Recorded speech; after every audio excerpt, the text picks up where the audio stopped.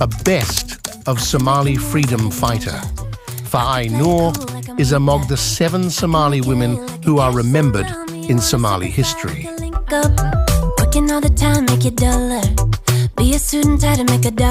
For their role in the struggle for independence and human rights. Does anyone know what her clan is or what region she is from?